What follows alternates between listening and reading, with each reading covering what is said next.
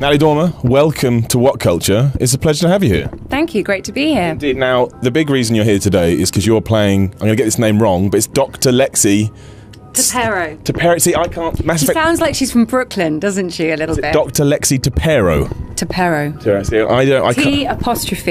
T''P''E''R''O. Right. She's an Ansari. Maybe it's a very common surname. So that's a race in Yes, that, so I know that, but Yep. I can't pronounce any of their names, so I wasn't even going to bother. But you're much more professional than I am, and you're ahead of the game. I've learned how to say my character's name. I am that professional. Which is good. You got that down, then you did everything else. Yeah. Now, it's quite a big deal in the world of video games because Mass Effect is not only this huge franchise, but the big thing is the characters. That's what people love. That's what people talk about, like in the last trilogy, how, Commander Shepard, all those kind of things. So how was it kind of taking on a role for a character in what is a pretty big franchise? Well, I was kind of sheltered from realising quite how huge the game is. Well, the trilogy was, and therefore the expectation of Andromeda coming out. And it was only when I started talking to my friends who are gamers that it dawned on me. You're like, oh no, what have I done? Huge. And I was like, oh wow. So, but then that made the experience even more fun because I realised that I was really part of something, an entire world that is really anticipated. And as you said, a whole new bunch of characters, a brand new sort of landscape, galaxy to explore. And it feels cool to be a part of that. Have you done a video game before, or is this your first video game? I mean, I've done the Game of Thrones video game, of course, yeah. But so that doesn't, I suppose you could argue that doesn't really count because I'm playing a character that I've already created, on screen. So this was a great new whole experience to watch a character that's been created by a whole amazing creative team. And then I just come along and add the voice. Did you get to bring anything else to it? Like, did you read in the lines and go, I don't want to say that, I'd rather say this? No, I was a really good girl. I just did as I was told. No, but that's the fun. I like voiceover recording because, you really do have a laugh in the sound booth with, the engineer and the creative team that are in the room. And you can have a play with it and see what works. So Lexi's kind of got this kind of gruff, but sort of slightly dry humour. Okay. So it makes sense that a Brit's playing her. That makes sense. And how, I imagine you can't give too much away, but how important is your character to the new Mass Effect that we go forward? Because obviously a lot of the characters appeared in Mass Effect 1, and by Mass Effect 3 you're like, oh man, I didn't realise how important these characters were going to become. Well, Lexi's kind of imperative to the player because she is, she's basically the physician and the psychologist of the crew. And she's there to look after the mental and physical well-being of Ryder. I'm there, she's there giving advice, checking that, and then the player can choose whether they listen to that advice or not. But she's kind of present there on the Tempest ship, which the players will find out. She's kind of there to try and assist. Okay, so there's every potential then that this could become one of those Mass Effect characters. Are you offering me another job? Are you offering? Yeah, I'd like you to be in my cheap sci-fi rip-off of Mass Effect called I can't think of something like Earthland or something like that. I don't know. Also, I can't come up with a name, so we'll just call her Dr. Lexi and hope that BioWare and EA don't get mad. Okay, great. Yeah, you're up for that. I'm up for that. Okay, excellent. And how did it all come about as well? Because I imagine they must have come to you and said, "Would you like to play a character?" What do you do then? Do you go and research the franchise? Do you just talk to your mates that play games? I mean, what happens? No, I suppose that's why they approached me and I said, that sounds cool, that sounds like a lot of fun. But like I said to you, I didn't really realise how huge the original trilogy had been until I started telling people what I was doing. But I was just like, I've always wanted to do, I'd seen some of the early stages of the imagery of the game. And to me, it's so cinematic. It's so engulfing, encompassing. And the writing really impressed me, the detail behind the characters and the races and the history and the mythology of all the different crew members. It's worked out like the most, something like a high production TV show.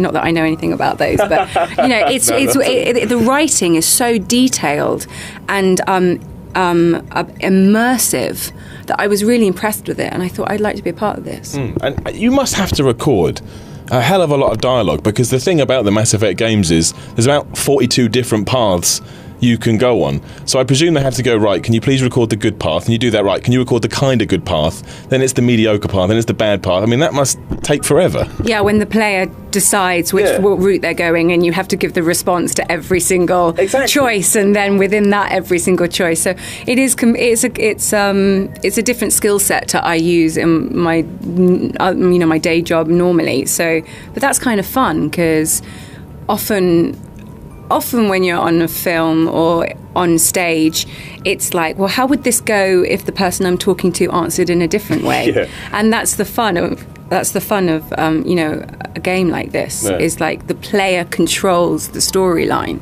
in a way. Yeah, it's true. Does it mean you get to kind of test your range as well? Because they're like, right, be happy, and then 2 hours later it's like, now sad, it's like be sad and now be well mad. I mean, I guess you get to do all of that, right? Completely. And it's interesting because it's voice acting, and you don't realise sometimes as an actor how much you rely on your eyes or your face or your body to communicate something. And when you're reduced solely to your voice, you think you are feeling or communicating something, and the guys on the other side of the glass just aren't getting it, they're not feeling it. So you have to approach it differently. So sometimes you feel you're being a bit melodramatic and overdoing it, but it's trying to make it communicate in the voice. So. Do you ever get any feedback like, no, Natalie, do that again? That was not right enough. at all. Yeah, too much. Not enough. Too much again. Don't say that to me. I know what I'm doing.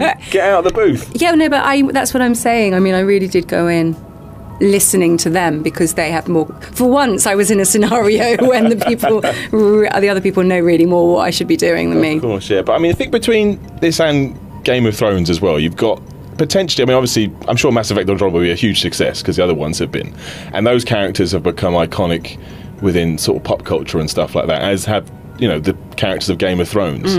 So did you find that sort of surprising that you are potentially about to have these two, one kind of medieval character and one sci-fi character that very well within their genres are going to be well remembered and talked about and discussed? I mean, most people are lucky to have one, and I'm sure you'll have loads more. You may have two in completely different fields, which I find quite fascinating. Yeah, I think I was really attracted to Mass Effect Andromeda for the same reason that I love these big epic universes that get created, and whether it's the Hunger Games or Westeros or Andromeda, it's I love that when the detail of whole worlds and mythologies and histories of peoples has been created, and God knows we all need some escapism in the current climate in the world. Yeah, nothing's going on. Nothing's going on out there. So it's there's a little bit of a geek still in my heart. I think that little. It's just the modern day version of sort of burying your head in Tolkien as a child or whatever. It's like create these entire other worlds. So I think that, especially something like Mass Effect, I think entirely, because it does take a lot of. There is some Tolkien in there as well, and basically what they did, they took sci-fi and they thought, well, we love sci-fi, but let's modernise it. But it still had that kind of 80s. I won't say B-movie, that's unfair, but that kind of cheesiness to it, and they knew that, they were aware of it. Yeah. So I guess you get to kind of dial into that. So while it's a serious character, you get to have fun with it and just play around with it a bit. But people emotionally respond to that, like you're saying. Like there's something built in us that we respond to that kind of storytelling.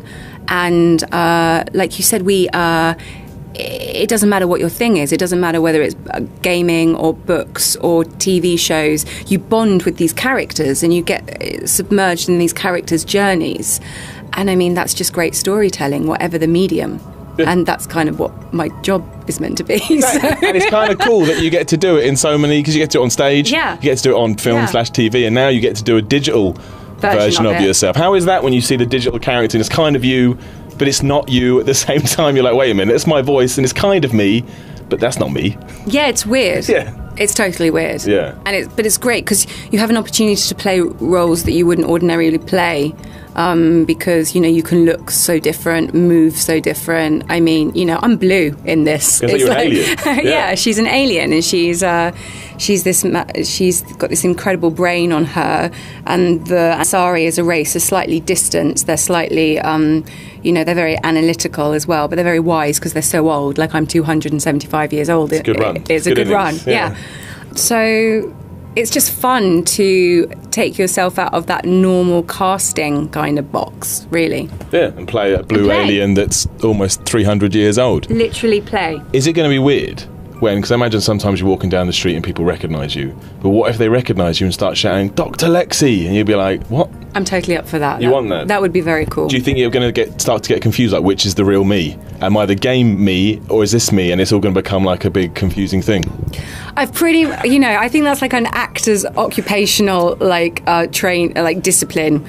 We try not to be schizophrenic. Yeah, that must be hard though, right? Because you're playing so many different roles. Sometimes you must be like, I'm not sure which one is me anymore, because you have to continually move your brain into a different place depending on what you're doing. You are right. If you play a character for a very long period of time, if someone calls that character's name, you do end up turning your head. But I don't think I played Lexi for enough man hours, unfortunately, to respond in the way that if people still shout, Dr. Lexi at you. I'm going to turn my head if you shout Cressida or Marjorie at me before. But, let's see how many of them they do. I was going to say, you may be involved with this forever. You may get to 270, but I'm still doing these Mass Effect games. This is crazy. Yeah. Are you ready for I guess you probably are, because I imagine it was the same with Game of Thrones, but Mass Effect fans they're loyal and they're passionate, and I think that's why the series has been such a success. Mm-hmm. So are you ready for the kind of...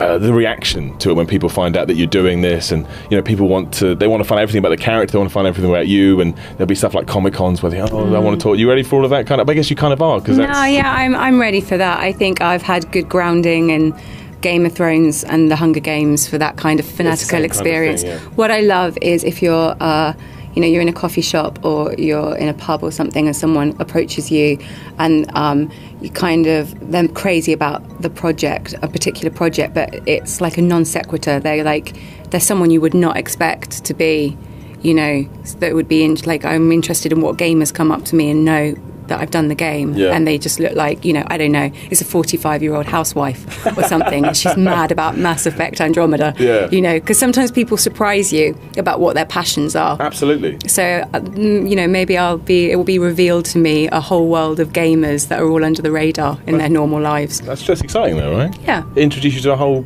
maybe brand new people that will then find you in other stuff. A whole new fraternity. A whole new fraternity that can embrace you and everything. Yeah. So obviously you've done this one. Did you enjoy the experience so much that you think that kind of video game voice acting is something you want to pursue going forward? Well, yeah, I enjoyed this experience a lot. I want to be loyal to Lexi, obviously. Of course. I'm not saying that you should cheat on her or anything. Just a more general question. Let's see what happens. Yeah. No, but like you said, I've been very lucky insofar as I managed to cross mediums still my entire career, like stage and theatre and film and TV, and now computer gaming. And I would love to keep on doing all of them. For a very long time. Yeah. Not 275 years. That's a long time. But a long time. Although by then, because have you seen all the virtual reality stuff that you can do now, where you put a helmet on your head and you exist in the actual world as opposed to playing it on the screen? Oh, I know. No, it's crazy. Yeah. It truly is crazy. And actors, I think, are going to find themselves, as technology develops, the way you can interact is going to, it's going to blow our minds, I'm sure. Because the other thing is, well, they want to do it with TV, so you don't just watch the TV, you put it on and you are in Westeros, for example, and you're just there talking to them, and a lot of people may start to think they actually know you and that you're your friend, and then when they see you on the street, they'll come up and be like, all right, buddy, and you'll be like, what are you talking about? Does it really? That happens you get a lot of hey buddies. People think they know you because they know your character. Yeah. And then they ask you really strange questions about, I imagine, things you've ddone on the TV, and you have to try and desperately remember. No, it's true. But no, I mean, as an audience member, I'm excited about that, or those full immersive worlds. Yeah. That would be fantastic. And it means you're engaging people as well. If they're that passionate about it and they're coming up to you and talking about these things, it probably means you're doing all right. I think so. I would think so. Let's see. Okay, excellent. Natalie Dormer, thank you very much for your time. Thank you very much.